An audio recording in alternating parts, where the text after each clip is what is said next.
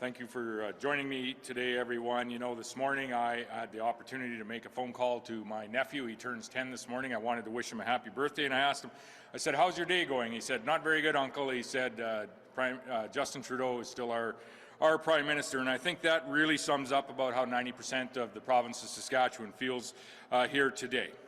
Let's be clear, this was the most pointless election in Canada's history. The Prime Minister spent over $600 million of your dollars, taxpayer dollars, and 5 weeks further dividing the country to arrive at almost the same result that we had 2 months ago in the House of Commons. This time and money could have been spent working to address real issues that are facing Canadians and facing Canadians that reside here in Saskatchewan, such as properly funding Canada's chronically underfunded healthcare system. And we need a federal partner, a full federal partner in our healthcare delivery system across this nation. Premiers have been unanimous in their ask from the Council of Federation table. He could have been working with provinces to increase our vaccination rates in some of our hardest to reach communities across this nation. Or he could have been focusing on positioning Canada and its provinces as leaders in the global economic recovery that we know will occur at some point in the future. Instead, this Prime Minister has been focusing on his own political ambition. Those that I have mentioned are the priorities that I hope the Prime Minister will focus on now with his new minority government. So with that, I'd be happy to take any questions that may be.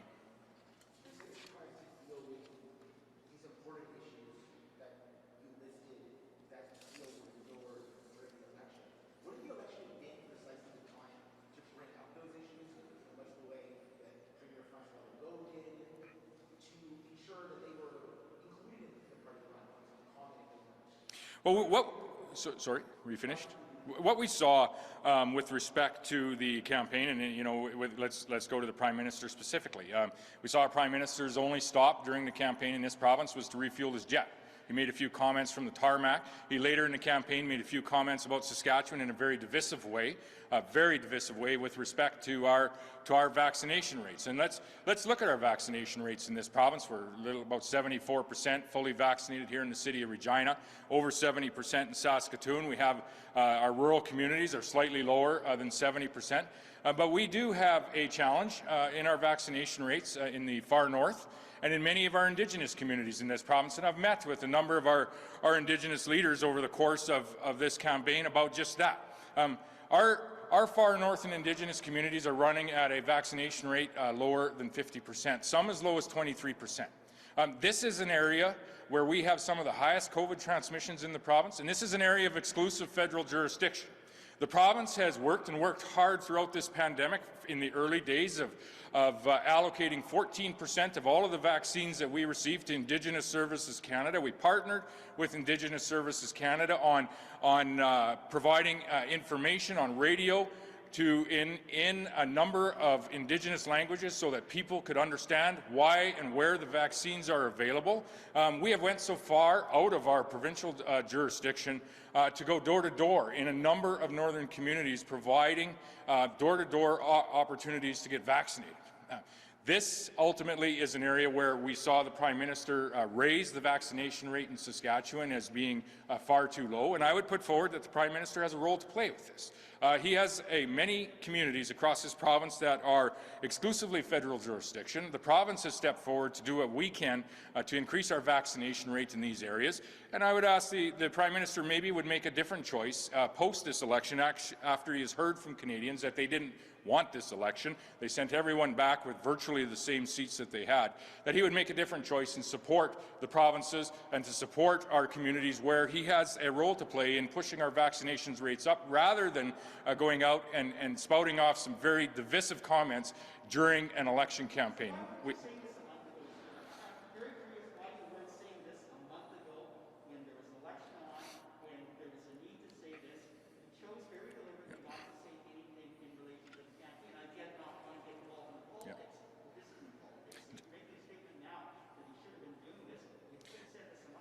During the course of the campaign, there's no functioning government that was functioning that would move into this area. I would ask the same question of the Prime Minister. Why were you not supporting our communities that have markedly low vaccination rates? The province has been moving into this area to the best that we can. Our community leaders have been moving into this area to the best degree that they can. And I've talked to a number of them. And we would ask now that the Prime Minister also make the choice, different than he did previous to the election, different than he has well, during the election when there is really no functioning government, that he makes a different choice with this minority administration that he has now that will be once again propped up by the NDP. During election, Mr. Cabinet, there's appeal to a better choice.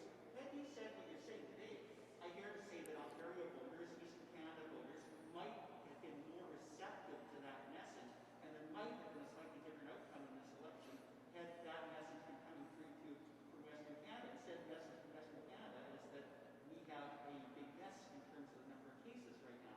So again, I guess I'm kind of wondering why today, as opposed to during an election campaign, when you could have made that appeal to cabinet, federal cabinet, you could have made that appeal to the voters all across this country.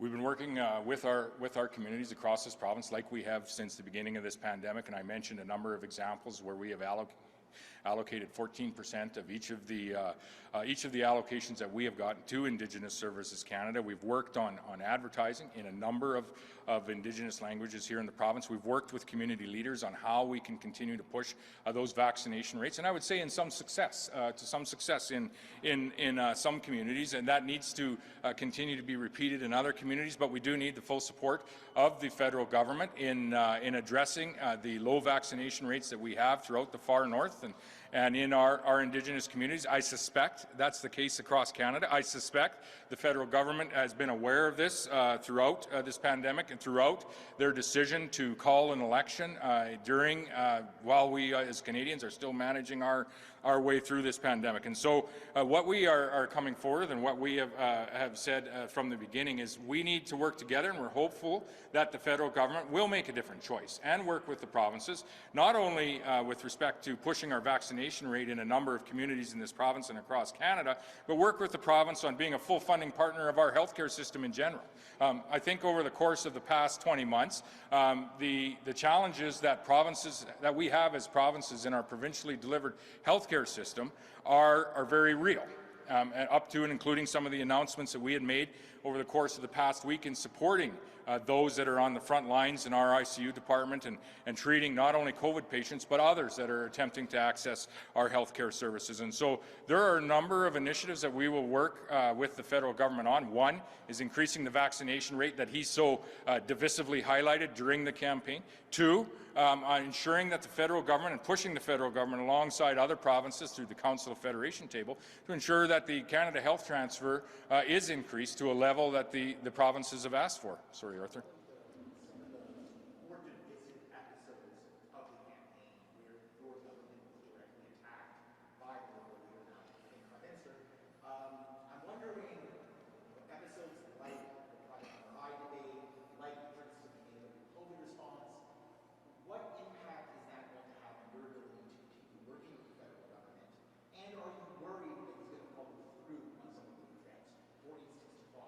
No, they've had 5 years tacked on that, and again, this is a federal government that was highlighting anything that they could in a divisive nature between the federal Liberal Party and a certain number of provinces that may be led by a different party. This is unfortunate. Unfortunate that this pointless election was called in the first place. It's unfortunate that the Canadian taxpayers are on the hook for over $600 million for what was essentially a pointless election. It's unfortunate that we have a Prime Minister that has used the last 5 weeks during this election campaign to further create divisions across this nation. And Saskatchewan will work with all of the parties that have a role in governing this nation. Most certainly we're going to work again, like we have before, with a minority Liberal administration that quite obviously is going to continue to be propped up by an NDP opposition. That's what occurred for the first 2 years of this minority government. The leader of the NDP, Jagmeet Singh, said he was more than willing to continue to do that into the future. That wasn't good enough for the Prime Minister. He wanted to increase his seat count. Canadians didn't give him to that, and so we're going to have more of the same. A Liberal minority administration that will be propped up again by the NDP.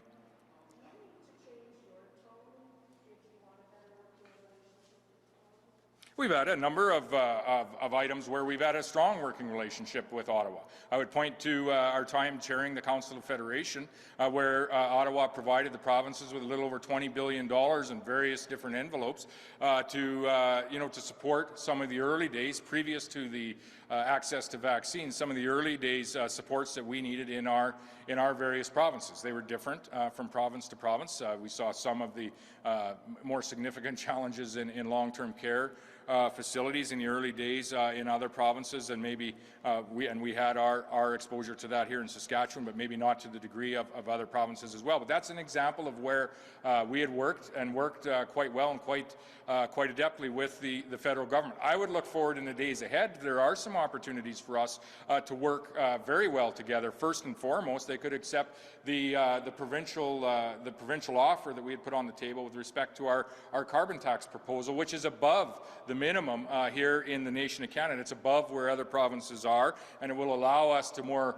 fully move forward with helping the federal government achieve their target of a net target of carbon emissions out to the year 2030 and ultimately to 2050. It will allow us to move forward with a very fulsome carbon offset plan and allow us to really help Canada achieve some of the targets that this government has put forward. And I would put forward that the nation of Canada will not achieve their net zero targets without the full participation of Saskatchewan, and the province knows best on how we can formulate those plans so that they're successful not only for our environment, but they're also successful for the people that are investing and working here in the province of Saskatchewan. So there's an opportunity where Saskatchewan has put our best foot forward. We didn't come in at the minimum, we came in above the minimum, and I would offer that the federal government should accept that plan, most certainly work together on achieving what we believe is a mutual goal.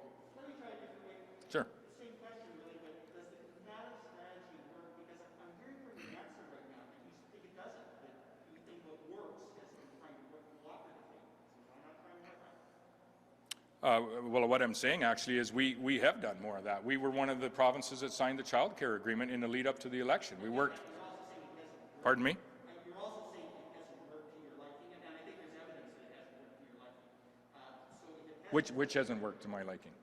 What hasn't worked to my liking? the tone, like the approach that you've had in the past, the cooperative approach hasn't worked because you. Listen, Murray, we also need to realize that 90% of the people in this province don't want this man to be the Prime Minister of Canada.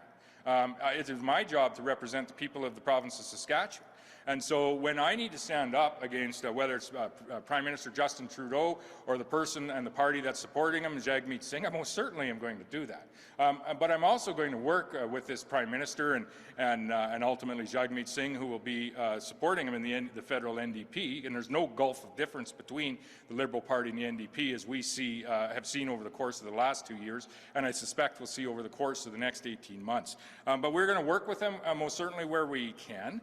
But we most certainly are going to stand up for the residents of Saskatchewan. And what I saw in the results last night, 90% of Saskatchewan residents don't want Justin Trudeau to be their Prime Minister.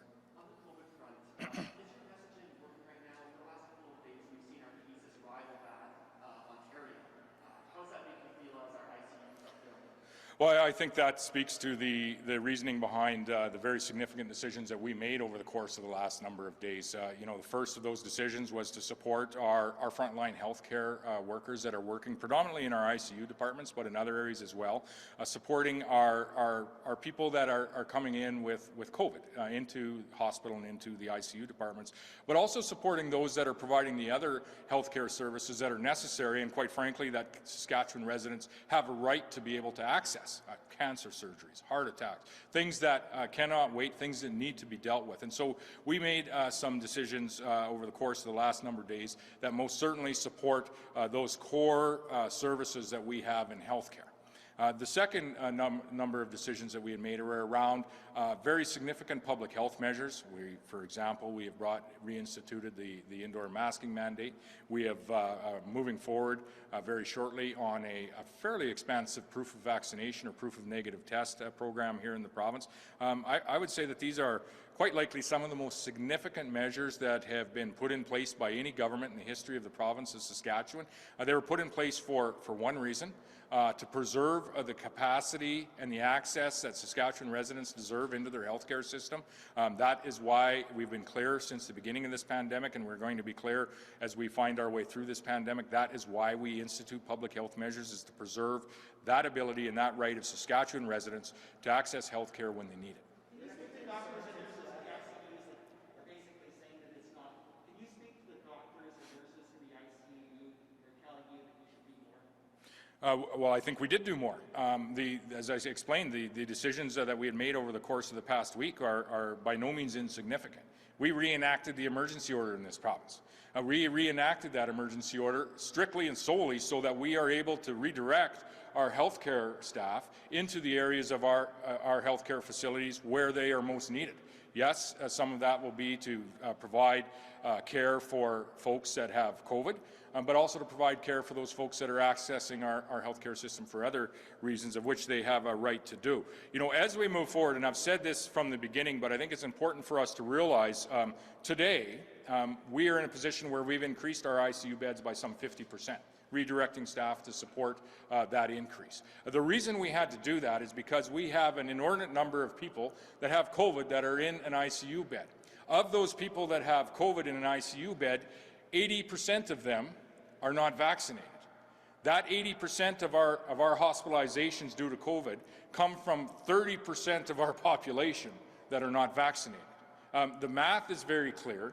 The way to relieve the pressures in our hospitals, the way for you to have personally much less symptoms and severe symptoms to COVID, the way for us to move forward as a society through COVID-19 is for more of us to go out and make the decision to get vaccinated, and we're seeing our vaccination numbers rise in the last number of days with some of the announcements that were made about 5 days ago. Pardon me? The plans that we've been focusing on with respect to healthcare provisions have been it probably changed and morphed over the course of 20 months as we continue to learn more about not only the virus but how it impacts and the services that are required. And the real pressures that we're hearing of, and Dr. Shahab and maybe Scott Livingston would be much more adept at speaking to the specifics of this, but are in particular in our ICU department, where there's a very high level of specialized care that's provided by some fairly specialized and qualified people. And so the challenge as we see it in the short term is our ICU numbers. That's why we've increased our ICU capacity by some 50%, and you know, that was not an insignificant decision with the steps that the government needed to take alongside the SHA in order for that to happen and to support those healthcare professionals that are working the front lines and are feeling the pressures of the increased numbers we have. And I would just add to that, the way for all of us in this province to support our frontline healthcare services is if you are not yet vaccinated, if you're part of that 30%, that ultimately could be part of the 80% that's in our hospitals and in our ICU beds, I would ask you again to revisit your decision. It is the most effective tool that we have had personally and as a society at combating this virus, and I would ask you to reconsider, go out and get vaccinated at the first opportunity. We have 400,000 plus vaccines available for you today. Is there a concerted plan for booster shots for the elderly? So I think I'd announced last week we'll have a few more details on the specifics of that. Right now we are providing booster shots to those that are immunocompromised, and they will have received a letter to make an arrangement or an appointment for their booster shot, their third dose. And we are doing booster shots, offering booster shots in our long-term care facilities across the province. As we think back, that age was a predominant factor in what, quite frankly, are terrible health outcomes when they ultimately may come in contact with COVID.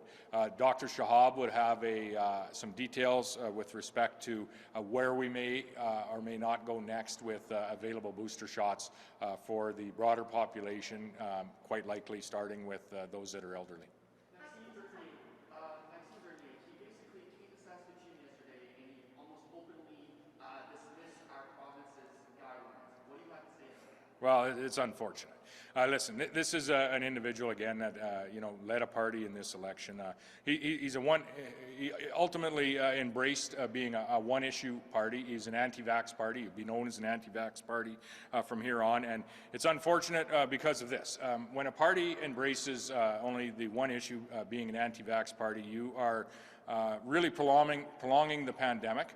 And what Maxime Bernier and the PPC had attempted to do was not only prolong the pandemic by focusing on these anti-vax sentiments, but also attempted to prolong a Liberal government and prolong Justin Trudeau being the Prime Minister with the efforts that he had made. So he can make the comments that he like. I'm sure the Saskatoon City Police will be dealing with any infractions that ultimately may have occurred, and you know, that is what it is. He has no seats in the Federal House of Commons, and I don't expect any soon.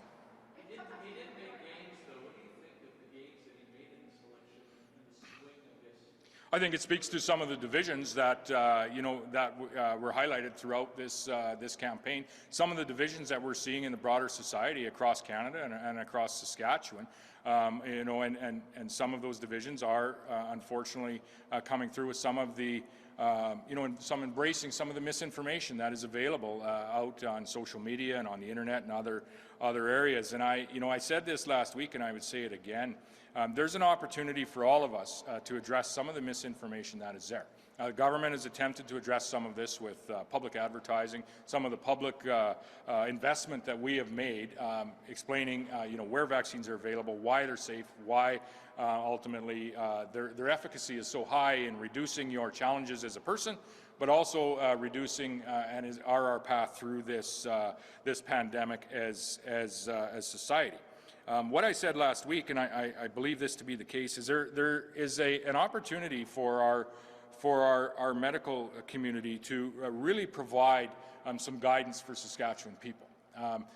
They have access as well to the media. They have access to social media as well. They also most certainly are trusted advisors with respect to our own personal health care. And I would hope in the days ahead that we could see our medical community really engaging to you know, take a direct look at some of the misinformation that is being provided and provide some answers for Saskatchewan people. People want certainty in this province, and I think we have a very active and engaged medical community, a highly intelligent medical community that I really think could answer the bell as to what Saskatchewan people are looking for. And so I would ask those in the medical community to look at what some of the misinformation that may be available and provide and direct answers as to why it is so important for us to consider getting vaccinated, the safety and possibly the risks of what a vaccine will bring to you as a person, the opportunity that you have to forego some of the most severe consequences of COVID if you receive that vaccine, and ultimately I think what we can achieve as a society if enough of us actually go out and make that decision to get vaccinated.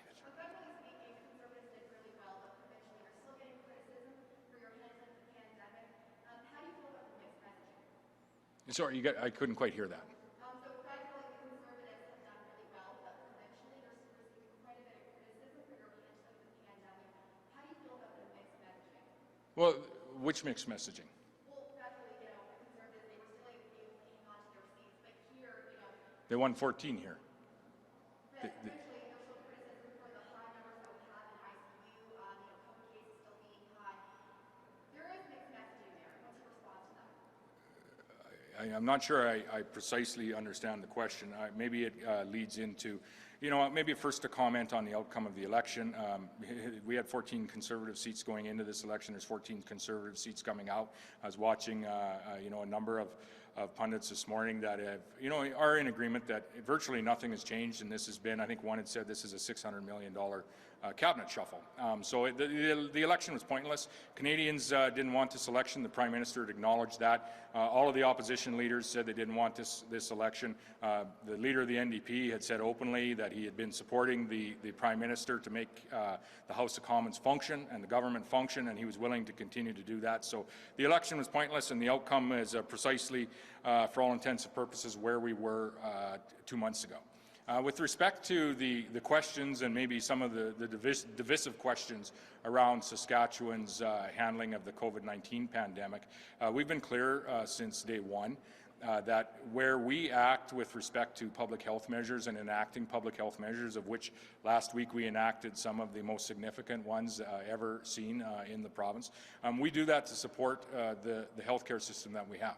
We have a healthcare system that offers many, many services in many, many communities across this province, and many of those services are not negotiable, and Saskatchewan people have a right to access those services. As I said, heart attacks, cancer surgeries, diagnostics, those types of things. So we have slowed, yes, the healthcare system to come in and support the inordinate amount of COVID patients that we have, predominantly in our ICU department, but also in hospital. We've increased, in doing so, we've increased our ICU capacity by some 50%, and additional staff are being redirected to ensure that those that have been working with those pressures will have some relief in the days ahead. And so we've been clear from day one. When we take action with respect to public health measures, and it is not this government's first choice to infringe on people's rights and what they do each and every day, and I don't think it should be any government's first choice to do that. However, when we need to support our healthcare system, and we need to support the other right that Saskatchewan people have, and that is the right to access their healthcare system when they have an emergency or need access to that healthcare system, we're going to protect that right as well. And that's why we took action last week, significant action both on supporting our healthcare workers and public health measures that have been put in place. On that point of the right to healthcare, there's some ICU doctors that are openly talking about the risk of having to triage patients if this gets much worse. Has that been brought to your attention, and how worried are you that that can become an eventuality where people will not receive the services that they need? And I mean life-saving COVID services. Yeah. So I think the medical community always has to prepare for anything that may come at them. We saw earlier in this pandemic as well a similar effort around what a triaging would ultimately look like. Thankfully, through actions of the First Saskatchewan Health Authority, our Chief Medical Health Officer, this government, and I would say largely by the people of the province, we never had to get to a position where that was put in place, and that's the very same reasons why we took the actions that we did last week. We'll be making every effort so that that isn't the place that Saskatchewan gets to, but I think it points to the fact that we have a health authority that is always preparing for whatever they might arrive.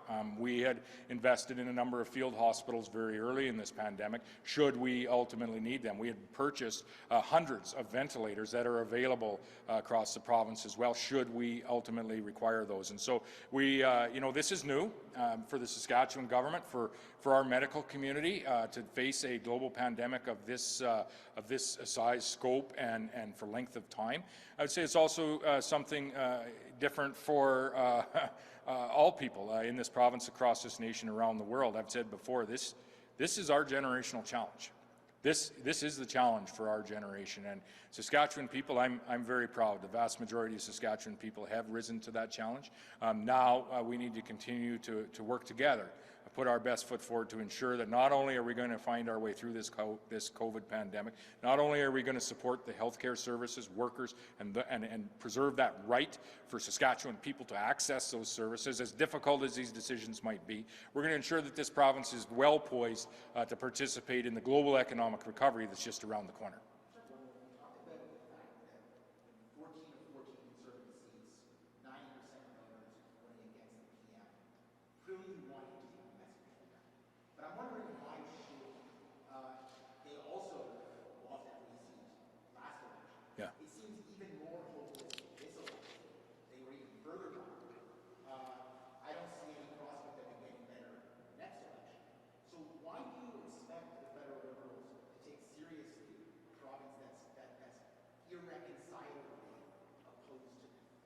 So only Arthur would be thinking about the next election already.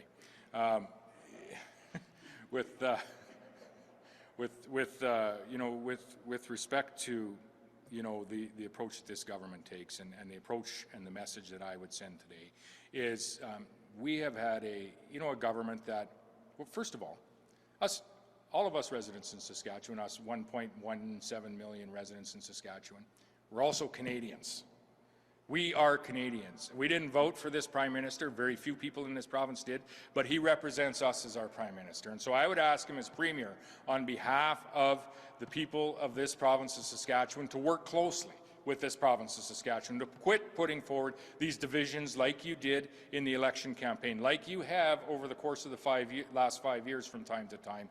We have put forward our best foot time and time again. Yes, at times we have been somewhat bullheaded and have taken the federal government to the Supreme Court of Canada when necessary, and we may again. But we have put forward our best foot time and time again, only to be rebuffed time and time again by this Prime Minister and this federal government. That being said, we've also gotten some things across the line. I pointed to our work as a Council of Federation. I pointed to the child care agreement. Let's get more things across the line. Let's accept the provincial proposal above the mandatory minimum that the federal government has the right to do. Let's accept Saskatchewan's proposal so that we can ultimately move forward to the shared goal that we have to have, yes, lower emissions, yes, more sequestration, a better environment, but also a stronger economy with a plan that's been put forward by the provincial government. Let's ensure that not only are we working together to increase our economic opportunities, but let's work together to increase our vaccination rates. For example, we're there to work with the federal government in areas and communities that are federal jurisdiction. We've been there all along. Let's work together to push those vaccinations rates up so that you don't have to take that off the shelf when you're looking for something divisive to throw out. Provincially speaking, last question. Yeah. Premier right now.